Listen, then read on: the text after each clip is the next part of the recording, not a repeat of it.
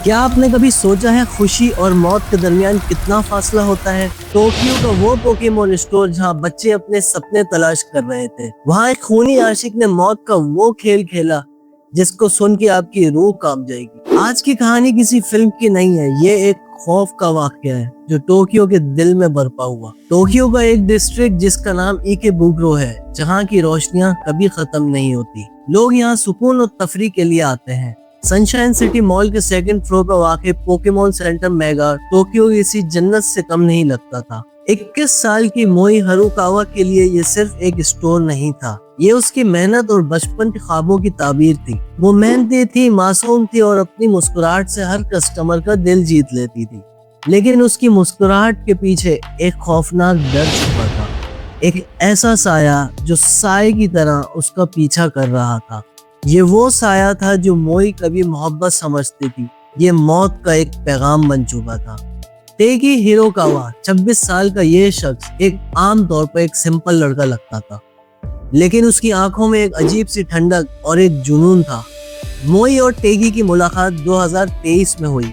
शुरू में सब कुछ हसीन था, लेकिन मोई के लिए ये मोहब्बत एक जहनी कैद बन चुकी थी। तेगी का जुनून इस हद तक पहुंच चुका था कि वो मोई की हर सांस का हिसाब रखना चाहता था। कहाँ जा रही हो, किससे बात कर रही हो, इतना मुस्कुरा क्यों रही हो, ये सिर्फ सवाल नहीं थे, ये वो जंजीरें थी जो मोई का दम घोट रही। जुलाई 2025 में जब मोई ने जहरीली जिंदगी से निकलने का फैसला किया और ब्रेकअप का सोचा, तो तेगी की मोहब्बत एक इंतखाम में बदल गई।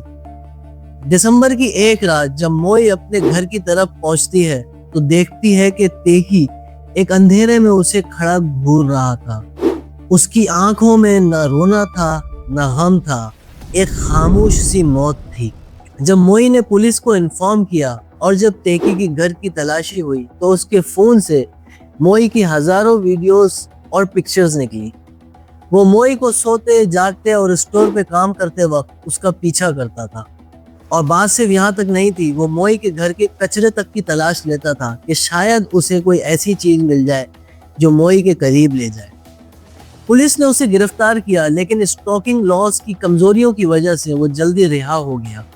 अदालत ने रिस्ट्रेनिंग ऑर्डर जारी किया और तेगी ने घुटनों के बल बैठकर अदालत में ये वादा किया कि मैं उसे सिर्फ एक बार देखना चाहता था, मैं आइंदा उसका कभी पीछा नहीं करूंगा। लेकिन क्या आपको लगता है कि वो एक दरिंदा जो बिल्कुल साइको था, क्या वो एक रेस्ट्रेनिंग ऑर्डर के पीछे रुक जाता? पुलिस ने मोई को बहुत समझाया कि वो शख्स एक पागल है, वो एक जुनूनी है। तुम अपनी नौकरी छोड़ दो, बल्कि ये शहर ही छोड़ दो, कहीं दूर चले जाओ। लेकिन मोई, जो अपने ख्वाबों के लिए लड़ने वाली लड़की थी, उसने पुलिस को जवाब दिया, ये मेरा ख्वाब है, मैं डर कर कहीं नहीं जाऊंगी, और अगर मैं आज भाग गई तो मैं सारी जिंदगी भागते रहूंगी। लेकिन उस मासूम लड़की को क्या मालूम था कि काउंटर के बाहर मौत उसका इंतजार कर रही है। मार्च 2026 टोक्यो में स्प्रिंग का सीजन था। हर तरफ चेरी ब्लॉसम्स खिल रहे थे। मोई ने आईने में अपने आप को देखा। वो थोड़ी पुरुमीद नजर आ रही थी कि तेगी अब गायब हो चुका है। लेकिन उसी वक्त इकेबुरो के एक सस्ते से होटल में तेगी अपनी छुरियां तेज कर रहा था। शायद वो मोई के कफन की तैयारी कर रहा था। सनशाइन सिटी मॉल के सेकंड फ्लोर पर वाक़े पोकेमोन सेंटर की रौनक अपनी इंतहा पर थी। जापान में ये एक स्प्रिंग ब्रेक का वक्त था। तकरीबन 100 से ज़ायद लोग, जिसमें ज़्यादातर बच्चे, फॉरेन टूरिस्ट और उनके पेरेंट्स शामिल थे, खिलौनों की दुनिया में खोए हुए थे। बच्चों की हंसी और पिकाचू के इलेक्ट्रॉनिक खिलौनों की आवाज़ें पूरे स्टोर में गूंज रही थी। मोई काउंटर पे खड़ी थी। वो उस दिन बहुत थकी हुई थी, लेकिन मुस्कुराहट उसके चेहरे से नहीं जा रही थी। उसने सोचा कि वो महफूज थी, लेकिन वो गलत थी।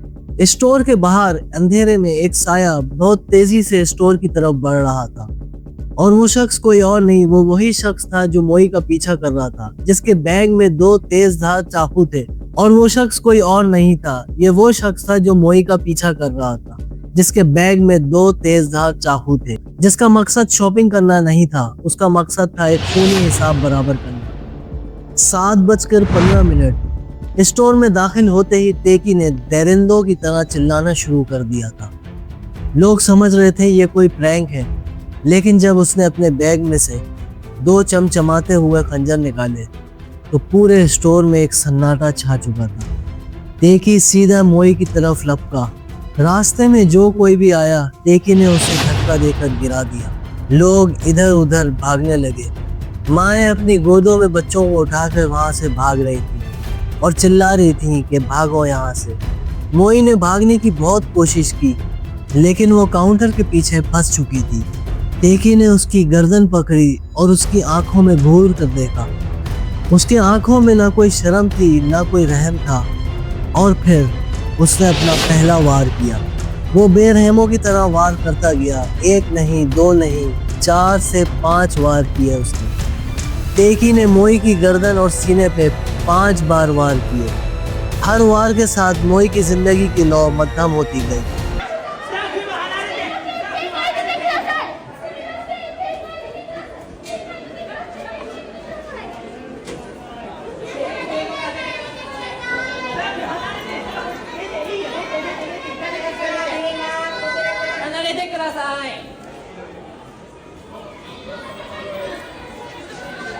वो पोकेमॉन सेंटर जो बच्चों की हंसी के लिए मशहूर था, अब वहां मोई की आखिरी चीखें सुनाई गईं। स्टोर पर रखे गए खिलौने अब वो मोई के खून से रंगे हुए थे। स्टोर में खड़े बच्चे ये सब देख रहे थे जो इनकी जिंदगी का सबसे बदतरीन और सबसे भयानक वाकया था, जो शायद वो अपनी जिंदगी में कभी ना भूल पाए। मोई को गिरता देखकर टेकी वहां से भागा नहीं। उसे मालूम था कि वो क्या कर चुका था। उसने वही खूनी चाकू उठाया जो मोई के खून से तर था और उसने अपनी गर्दन पर फेर दिया। उसने खुद को खत्म करने के लिए 1 सेकंड भी देरी नहीं लगाई। वो वहीं गिर पड़ा, मोई के बिल्कुल करीब। 2 लाशें जो एक दूसरे के खून में डूबी हुई थी, जो कभी मोहब्बत के दावे करते थे, आज मौत की आगोश में एक दूसरे के सामने थे। जब तक पुलिस और सिक्योरिटी वहां तक पहुंचती, पोकेमॉन मेगा सेंटर एक कब्रिस्तान बन चुका था। बच्चों को मॉल से बाहर निकाला गया। उनकी आंखों में खौफ के आंसू थे। पुलिस ने जब दुकान को सील किया तो वहां हर तरफ बिखरे हुए पोकेमॉन के खिलौने, जो अब मासूमियत की नहीं मौत की गवाही दे रहे थे। इन्वेस्टिगेशन में ये बात सामने आई कि टेकी ने यह सब प्लान किया था। उसने कई दिनों तक स्टोर की टाइमिंग भी नोट की हुई थी। वो जानता था कि शाम के वक्त सिक्योरिटी कम और भीड़ ज्यादा होती है। मोई सिर्फ 21 साल की थी और उसकी पूरी जिंदगी उसके सामने थी। उसका क्या कसूर था? शायद उसका वो कसूर था कि वो एक ऐसे शख्स से दूर जाना चाहती थी कि जो उसकी रूह निचोड़ रहा था।